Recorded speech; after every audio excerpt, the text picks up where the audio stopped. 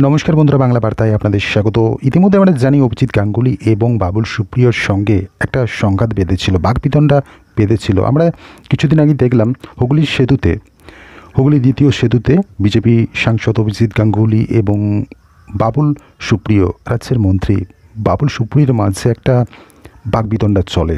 সেখানে আমরা দেখতে পাচ্ছিলাম যে বাবুল সুপ্রিয় অভিজিৎ গাঙ্গুলিকে বলছেন এমনটা।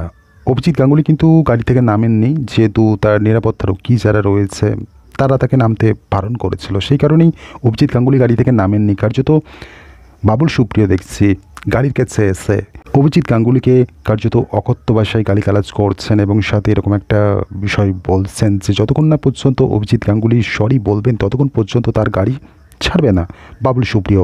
এরকম একটা বিষয় আমরা দেখছিলাম, বা সংঘাত এই দুইজন নেতার মাঝে আমরা দেখছিলাম। এবং তার পরবর্তীতে অভিজিৎ গাঙ্গুলি, তো আমরা জানি তিনি একজন প্রাক্তন বিচারপতি। যদি দেখা হয় আইনের দিক থেকে অভিজিৎ গাঙ্গুলির কিন্তু একটা বৃহৎ জ্ঞান রয়েছে, বৃহৎ পরিসর রয়েছে। প্রত্যেকটা আইনের ধারা সম্পর্কে তিনি অবগত রয়েছেন, এটা তো নিঃসন্দেহে বলা যেতেই পারে। কারণ তিনি একটা সময় বিচারপতি ছিলেন এবং সেই বিচারপতি পরবর্তীতে রাজনীতিতে পা দিয়েছেন, এবং সেই ব্যক্তির সঙ্গেই একজন শাসক দলের নেতার বা রাজ্যের মন্ত্রীর এরকম একটা সংঘাত বাঁধলো, বাকবিতণ্ডা শুরু হলো, বাকযুদ্ধ শুরু হলো। তো এবং শাসক দলের নেতা এই বিজেপি সাংসদকে, একজন প্রাক্তন বিচারপতিকে অকথ্য ভাষায় গালিগালাজ করলেন।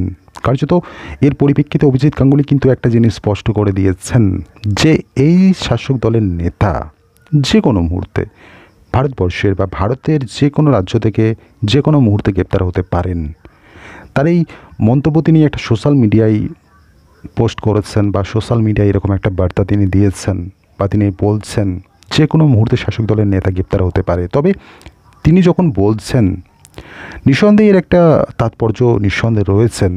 এবং সাথে তিনি এটাও বলছেন যে এই যে বাবুল সুপ্রিয় শাসক দলের নেতা, তিনি এখন তার গানের জীবন তো শেষ হয়ে গেছেন, তিনি এখন গুন্ডা জীবন শুরু করেছেন, এরকমটা মন্তব্য করছেন অভিজিৎ গাঙ্গুলির। সাথে তিনি বলছেন এই বাবুল সুপ্রিয়র যে ট্র্যাক রেকর্ড রয়েছে তাতে এই যে বর্তমানে যে ঘটনাটা ঘটল, একজন সাংসদকে, বিজেপির সাংসদকে গালিগালাজ, এই যে বিষয়টা এটা যদি যুক্ত হয়, নিঃসন্দেহে তিনি একদম গ্রেপ্তার হতে চলেছেন, বা গ্রেপ্তার হওয়াটা তার একদম অনায়াসেই তিনি গ্রেপ্তার হবেন, এরকম একটা বিষয় অভিজিৎ গাঙ্গুলি বলছেন।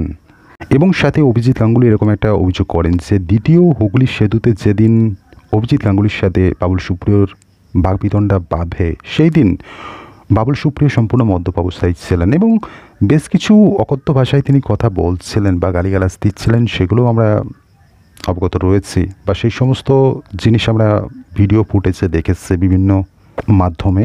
তবে অভিজিৎ গাঙ্গুলি যে কথাটা তিনি বলছেন যে বাবুল সুপ্রিয়র যে ট্র্যাক রেকর্ড, এর সঙ্গে যদি এই যে বর্তমানে যে ঘটনাটা ঘটলো এই জিনিসটা যুক্ত হয়, তিনি তো গ্রেপ্তার নিঃসন্দেহে খুব সহজেই হচ্ছেন এবং তিনি গ্রেপ্তার হবেন। ভারতের যে কোনো জায়গায় তিনি গ্রেপ্তার হতে পারেন, এরকম একটা জিনিস অভিজিৎ গাঙ্গুলি বলছেন।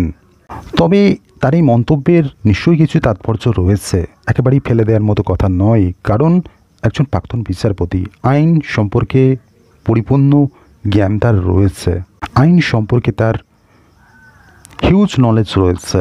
যেহেতু তিনি প্রাক্তন বিচারপতি, অবশ্যই তিনি যখন এই মন্তব্যটা করেছেন, তিনি হুঁশিয়ারি দিচ্ছেন নাকি বাস্তবিকভাবে কোনো ব্যবস্থা নেবেন, সেটাও আগামীতে দেখার।